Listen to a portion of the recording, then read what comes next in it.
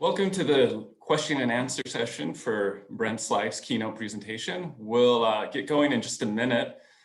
Remember, there's the question and answer, or the chat tool at the bottom of your screen. Many of you are probably familiar with this right now. So we'd invite you to submit your questions for Brent and anything else anything you'd like to ask him. So we'll get going in just 1 minute.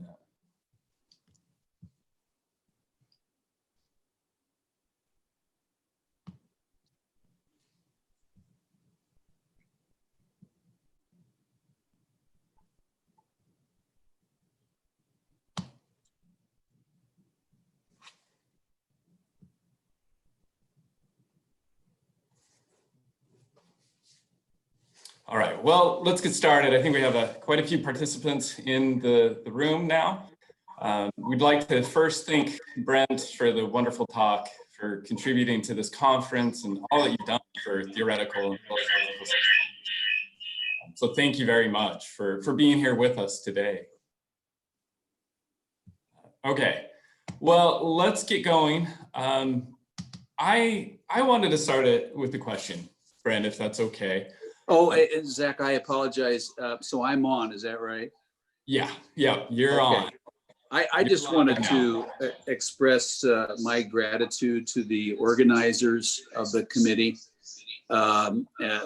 especially you, Zachary. I was just, Irene and Martin also, especially, but I just was mentioning to Martin just how nicely and patiently the two of you have held my hand as you shepherded me through this teleconference project. So thank you so much for that. No, it's an absolute, it really is a pleasure to have you here, to work with you, to interact with you always. We're honored. Now, let me ask you, you seem to be careful to distinguish between your relational approach with a collectivistic approach. I think a lot of people, when they hear the contrast to individualism, right, automatically maybe assume a sort of collective approach is maybe coming along with that. So could you mentioned that in your talk. I was wondering if you could differentiate a little bit more, right, that relational approach from a collectivistic approach. Well, I think collectivist approaches do vary all over the map, and so it's kind of hard to collectivize them, I guess. I would hate to characterize them too badly. I think really what I'm after here is, as I mentioned, is a more classically holistic approach where, and I'm really moving more from what I would call this a strong relational approach is really an ontological hermeneutics, a hermeneutic ontology, in which case it's very difficult to differentiate us, except, in our uniqueness and so forth. But we have shared beings with others, shared beings with our culture, and so on. So the collectivist approach, I think some of them, try to adopt, or even systems approaches. One of the ways in which they distinguish those, Zach, is, as I mentioned, is almost all of them seek individual outcomes, individual benefits. One of the most is some kind of individual or emotional satisfaction. Now, I think that varies from one country to another and culture to another and so forth. So I would just stop there. Mm-hmm. Okay, great, thank you. All right, we have a question from Luca Tateo. He says, hi, thank you very much for the interesting lecture. Did you consider the perspective that the crisis itself makes a relationship meaningful? And what are the implications? I absolutely do. And I think that's part of the reason I introduced the light versus dark sort of comparison, is because I think darkness in general can be what some existentialists would call a kind of a boundary condition that leads us to understand our own boundaries better as people, and understand, I think, and make more meaningful the relationships that we have. As I mentioned, it's not just coincidental that we discover new aspects of our children. It's not coincidental that we find ourselves reaching out to others. So crises in general, I think, invite us to stop and think through and maybe reflect upon, if we have the time, of course. But I think it brings into bold relief who we are sort of primarily, or we could say basically or fundamentally. We are relational beings. And I think, especially in North America, that gets overlain with a kind of a cultural individualism and the rugged individualist kind of an approach. And I fear that overlaying of that individualist culture sort of hides until at least we face a crisis per se. So I think that's a great question. Thank you for that. Maybe if I could follow up a little bit on that. There is an idea that I know Paul Stenner, some others have discussed in this conference, that the very notion of crisis, the language that we use, the way that we think about it, it requires immediate action, right? That we need to solve that problem quickly. Where alternatively, what I think you're starting to articulate, and others might be, that crisis is that opportunity to slow down, right? To dwell in that space without immediately searching for a solution, or trying to create happiness or some kind of immediate outcome. I don't know if that resonates with you, or if you would agree with that framework. Well, I probably do. I mean, it probably varies from one crisis to another. I think, though, it brings us to the edge of existential concerns. It confronts us with those. And I guess I do think of the most immediate crisis, the pandemic we have, as also offering us a chance to slow down and reflect. But the first is probably the one that all crises have in common, right? Something that confronts us with our dependence on technology, right? Our focus on the light, as I was saying, in the Western sense, and the darkness itself, I think, has its own rewards if we can frame them as such. So yeah, I think I agree with you, Zach, but it probably, that varies so greatly, right, with one crisis to another. Great. Okay, thank you. Yeah. All right. Bamberg asks, thanks, Brett. This brought light into my sense making. Though, where does the assumption come from that meaningful relationships necessarily require suffering and despair? So friendship relationships as well. I mean, best friend kind of friendships. Yeah, I really, I guess what I'm saying here, and thank you, that's a wonderful question. I guess what I'm thinking here is, if you truly care, if you truly love, then there's a piece of you, in a sense, with that person. And you then are vulnerable to their deeds, their actions, whether good or bad. And whatever happens to them, it's almost impossible with that kind of caring not to have a kind of an empathic experience with them. I think this is probably most easily seen in parenting. I think most parents would surely share my experience, which was all of a sudden this little baby, all of a sudden this teenager, whoever it is now, for us it's a 40-year-old, can make decisions, can do things that they are almost, I hold them in such dear affection that it almost feels like me out there getting cut or wounded or making some bad decision that puts him or her at risk.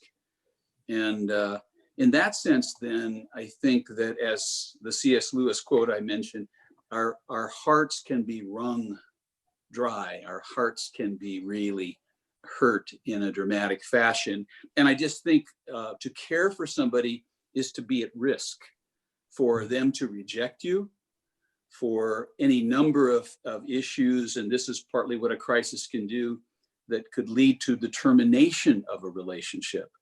And I think that scares the heck out of us.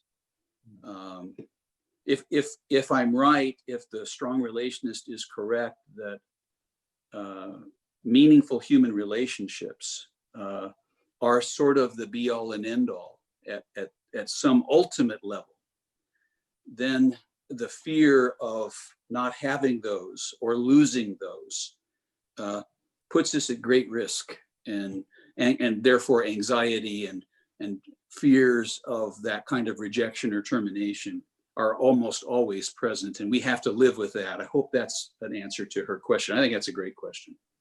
Yeah, so it's an inevitable byproduct of living with care, not something to seek out. I would say it is, yeah. And it's true that the individualist, the other type of relationship I'm speaking about, instrumentalism, you might fear for someone to let you down, you counted on them and so forth. You were happy with them and you no longer are. But I think the attitude there is typically, then I need to get someone else, right? Or I need to have a broader social network so that I'm not as much at risk. Mm-hmm. But I think the kind of meaningful relationship I have in mind really puts you out there with them at risk, without you being able to control them. That's another, I think, to me, fascinating aspect of these kinds of relationships, is you just feel a little more out of control. And again, parenting, I think, is a great sort of universal way to illustrate that. Mm-hmm. Great, thank you. All right, Jeff Reber asks, how can we develop capacity to oscillate between the boundary conditions of light and darkness without succumbing to or becoming stuck in one side or the other, especially in times of crisis when the darkness can feel overwhelming? Yeah,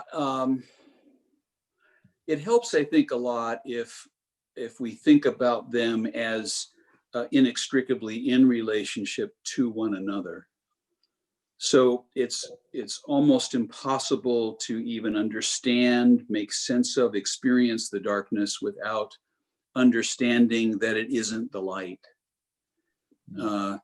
So in a sense, these are what I think some theorists would call a dialectical relationship. Here, I don't mean Hegelian dialectic, but really where one meaning really in some sense requires and needs the other for its own meaningfulness to make any sense to us.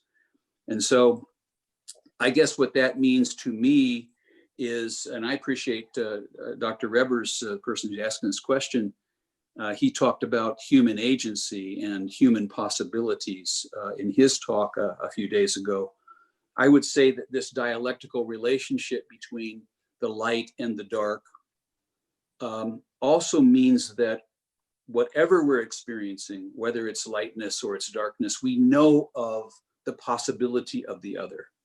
We have, now it's true that we can get lost in it, and I think that's a great question. I'm not sure I have a super answer for getting lost, but I do, I guess, have a kind of a trust that if we're in either, the only way we even know that we're in it is by virtue of its having some alternative, some contrasting set of possibilities.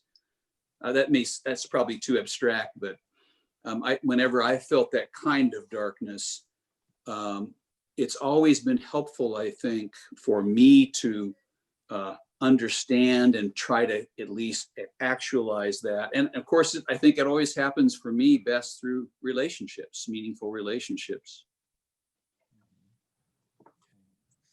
All right, thank you. Another question, Linda Hartling asks, There are comments. This was a brilliant discussion distinguishing instrumental relating from meaningful relating. The late psychiatrist Jean Baker Miller, who pioneered relational psychology starting in the 1970s, would say that people are relational beings rather than using the concept of the self. What are some ways that we can move psychology's institutionalized automatic tendency to offer individualist solutions to crises, rather than building a healthier fabric of meaningful relationships? Yeah, I hate to get political right off the bat, but I do think of one of the popular things going on in the United States is this Make America Great kind of thing. I fear that that's a kind of an atomism at a national level, where we tend to think that our own identities come from what is sort of contained within the border of our country. And I'm afraid that that nationalism is becoming a little more popular. And that's, again, a kind of a national atomism. I was talking more about an individual atomism. And so I think one of the things I'd just like to do in general with the crisis caregivers, with politicians in general, I think we all have a strong tendency to instrumental, but also we have tendencies to, I think we intuitively sort of know that dependence on others, especially in a meaningful relationship, is something that we yearn for. And so I think it's important to recognize, for us as social scientists, for psychologists specifically, to help people understand and begin to sort out what is an atomistic approach to community, what is an atomistic approach to the world, and to try to help people understand, at least conceptually, if not discover. That's what I try to do, of course, in marital therapy, is to help the individuals involved, in this case, maybe individual countries, or as she's mentioning, individual institutions, to understand what is sort of a self-contained approach to the world. What are some of the negatives of that? What are some of the disadvantages, even for that individual, nation, institution, or individual person? So, and then introduce as best we can. This is why I would say I'd love to have the social sciences really adapting more of a truly holistic approach as a project, right? That would allow us to talk more and develop ways of helping nations and institutions and individuals discover for themselves the advantages, in a sense, the things that actualize who we really are as identities in the more holistic, more strongly relational approach. I hope that gives a little bit of idea. Great, yes, thank you. All right, Gordana Jovanovic asks, or again, comments, thank you for your critique of individualism. I think it's important to raise the question, how has individualism become the dominant value, ideology, and scientific approach? Even though there are valuable sources in the history of ideas arguing for social understanding of human beings, such traditions have been marginalized. What else is needed except relationality approach? Boy, that's a tough question, a good one, but a tough question. Why has it been marginalized? I guess I would return to fear. I guess I would say that one of the fears that a lot of us have is a loss of control. I know one of the things my wife and I crave, in this pandemic is security. And I do fear that, going back to one of the prior questions, that when we connect ourselves with a community, when we, and especially if we do this in this, where they are the end, where the person I love and care for is an end, not just a means to my own well-being, but somebody that I truly love and care for. then I think that puts us out of control, and it puts our whole lives as less predictable. It makes us more vulnerable, and anxiety and all the things that follow come. So I do think individualism, one of the advantages, I guess, if you want to think about it that way, is if you're the rugged individualist in the sense of American rugged individualist, then you don't really need anybody. You know, you're much less vulnerable. You're much more in control. You can lead more predictable lives. I think that's one of the positives of a social science, or a science that goes toward the light, right? Because you can see ahead of you. Light provides some kind of a flashlight, in a sense, of what's ahead, and so your life is more predictable, and you can prepare better. And I'm not trying to denigrate those, but I do think those kinds of fears, those kinds of existential anxieties, have led a lot of us, I can probably mostly speak for American individualism, but led a lot of American individualists to kind of go, I've been hurt too often by relationships. You know, I feel too much at risk.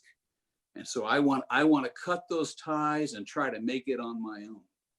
That's my best shot. Mm-hmm.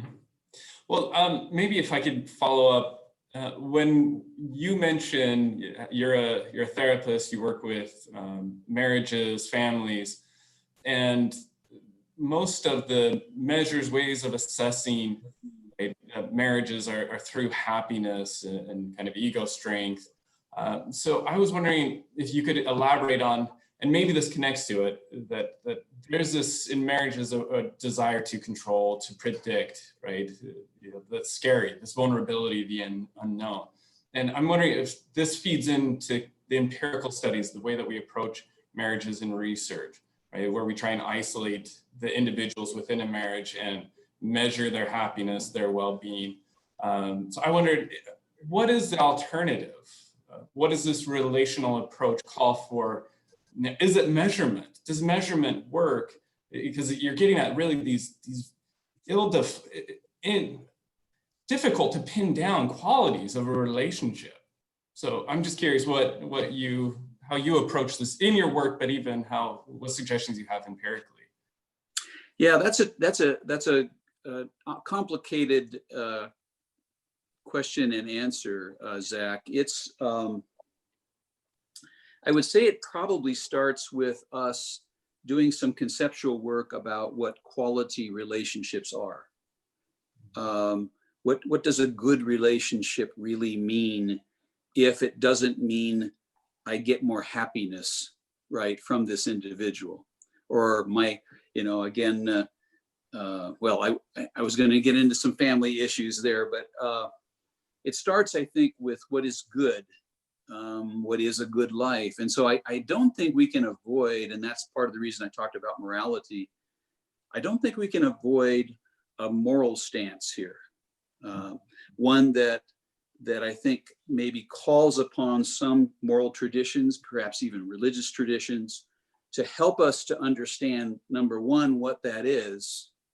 And then if it's measurement we're talking about, I think that the whole notion, this is partly, I think, what you're maybe hinting at, Zach. If it's measurement, then the whole tradition of operationalization, I think, comes into question. Because that, as you say, that leads us a lot of time to isolate variables. And it is in some sense, perhaps even premised on the kind of an atomism, right? Self-contained atoms. On the other hand, I'm not sure that we'd want to abandon the measurement tradition altogether. It is easier, I think, probably because we've developed individualism so much, it's easier to think about, give them this scale of ego or happiness with the relationship. But I also think it's possible for expert observers to talk or to see and experience relationships. As a marital therapist of many years myself, it's fairly easy, especially once I understand the context of a relationship. Now that takes some time, obviously. I don't think you can judge relationships easily right at the beginning. But once you understand the context of the relationship and you have a moral framework for what goodness of relationship is, I think it's not terribly difficult to sort of gauge that this is a good relationship. And we might be able to develop indices, if you will, to get into the quantitative. Certainly qualitative research with a good moral framework should make sense of, I think, what, and could even help us divine what a good relationship is by getting into some of the things of lasting marriages. And even then, of course, people can, lasting marriages can be sort of reciprocal, instrumental. But again, if we're armed with conceptual work on what is goodness, then I think we can begin to move into these more methodological realms with some confidence. Mm-hmm. Okay, thank you. All right, Mark Freeman comments, thank you, Brent. Lots to think about as always. In your talk, you spoke mainly about human to human relationships. What about our relation to what is other than human, from computer screens to the environment and beyond? How does that enter into your thinking? Also, how might the idea of meaningfulness work in relation, for instance, to climate crisis? Is another language needed for the other than human? Yeah, it might. We might need another language, Mark. But I guess I would like to. I don't think it boggles the mind to think about a meaningful human relationship to nature, right? To the environment. So I think this is a great opportunity in some sense to say how much we have. I think Heidegger is famous for this, and at least a couple of books, how much we have taken advantage of our environment, how much we have plundered nature for our own well-being, for our own happiness, if you will. And what would it be like? I think this is what Mark is inviting us to consider. What would it be like if we took the environment, nature, just as one type of non-human relationship? What if we took that nature or the environment as an end in itself, as something that is just as valuable in a way as the human relationship to us, right? As well as to nature herself, because climate change seems to me an obvious case, as he mentions, of where we have maybe with some ignorance proceeded in a way that we took the environment more as a means than an end. But if we can believe that we've now done the wrong thing, what can we do that's right? And I think that requires the same kind of meaningful relationship as it does with humans. So I guess I would have no problem moving in that same realm. I don't have that well developed, but there are some interesting biological thinkers, sort of ecosystem people, that do talk about a kind of an affection for, right? And a love of the environment. And how then do you treat it as an end rather than some means to our own happiness? So I think that's a great branch of what I'm talking about from my perspective. Thank you. Another question from Linda. What would you say, and maybe this kind of relates to Mark's question, what would you say is the role of capitalism in perpetuating the dominance of individualism and obstructing relationality? Any thoughts on this? Well, it's hard. I guess maybe I might distinguish between sort of naked capitalism and a well-regulated capitalism. My conservative economist friends would tell me that capitalism, even though they would be very much in favor of good capitalist approaches, really only work if they are reasonably regulated. My capitalist friends, I'm sure, are going to disagree with me, but and in that sense, I think reasonable men and women can disagree what is better amount of regulation and so forth. But so I'm not a big fan of doing away with capitalism entirely, but it has to be overseen. Otherwise, I think it becomes, for lack of a better term, a kind of a naked capitalism that it seems to me is premised to some degree, right, on the kind of individualist approach that I'm talking about, atomistic understanding of nature in relation to humans. So again, I think that's a lovely extension of the kind of general philosophy that I would love for the world to have more. So a holistic, right, a communitarian maybe approach to what she's talking about, I think would be a wonderful thing, and at least would mean that the regulations would be welcomed, right, in a capitalist approach. And those would be part of the light from my perspective, even if capitalism has its own benefits for society. Okay. All right, just a couple comments. Cliff, Briggy comments, there's a great book by deceased psychoanalyst Harold Searles entitled The Non-Human Environment. So a recommendation. Thank you. Thank Cliff. you. Thank you. Donna comments again, if I may add, the origin and the meaning of community and society is to provide more security than one by himself or herself can have. We can refer to Sartre that the other is hell. Again, the sense of history is to provide conditions under which people could live in peace. I don't know if you wanted to respond or had any thoughts about that. No, I think I agree with those. And maybe this person's thinking that I'm disagreeing. I don't mean to be. Mm-hmm. Okay, we have a few more minutes, so if you have more questions, please feel free to ask, get them in before our time runs out, or we will also move this over to Slack. I would ask a question also, if I think a lot of people will agree for the critique of liberal individualism, and that this is a necessary kind of correction, a relational approach.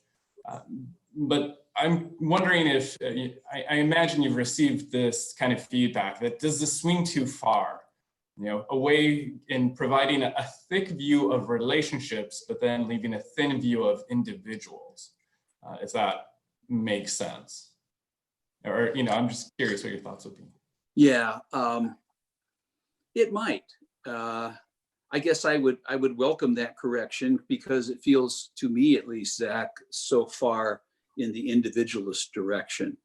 Mm-hmm. So to provide even yeah, so I'm not sure, I am sure that I haven't worked out some of the virtues of individualism from a relational approach.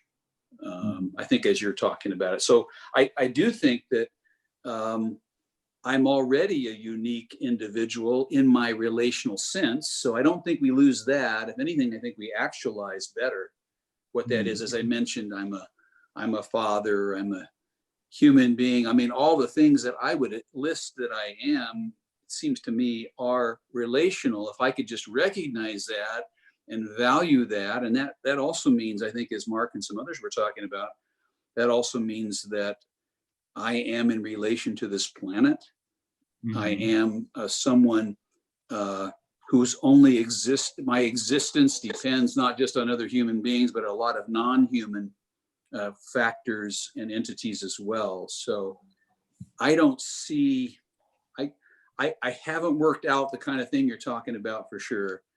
I think I've been too fervent in just trying to get people to recognize. I actually expected more questions about, well, I think social scientists are already doing this, you know, that, and I'm glad to hear that people are recognizing that this is a part of social sciences, especially in training. I think one of the things that social caregivers and trainers of caregivers are that I see all the time in my experience and in the literature is to motivate people to do certain things. They always feel like they have to appeal to their happiness or their well-being. Some kind of individual benefit must accrue, otherwise people will not be motivated.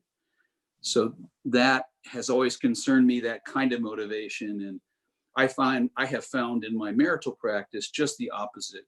If people can get past that, they are well motivated for quality of relationship. Mm-hmm. All right. Well, I think that's perfect. We're going to wrap it up. Our time's run out, but thank you again, Brent, for being here, for answering these questions, Sure. Presenting some really stimulating, insightful ideas. And you've done so much for this field, and we appreciate you being here with us. We'll say goodbye and move this over. If anybody has more questions in Slack, I think Brent's going to head over and discuss over there. All right. Thank you again. Thank you all.